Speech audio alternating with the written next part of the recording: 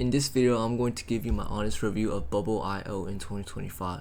I've used it for a bunch of projects, from MVPs to full-scale apps, and I'll tell you exactly what it's great at, and whether it struggles, and whether it's worth learning this year. Let's start with the good. Bubble is insanely powerful for building custom web pages without coding. You can design from scratch, create complex workflows, and manage your own database and logic, all visually. If you're building marketplace or any app with unique features, Bubble gives you total control over the app's behavior and design.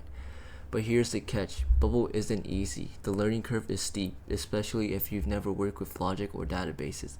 It's not drag and drop simple like Software or Glide. Also, performance can become an issue with bigger apps unless you optimize workflows and database calls properly. And mobile responsiveness is still kind of clunky without extra effort.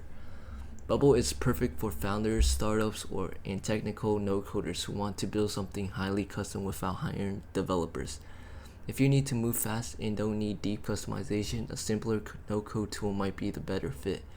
But if you're serious about building a product, Bubble is still one of the most powerful no-code tools out there.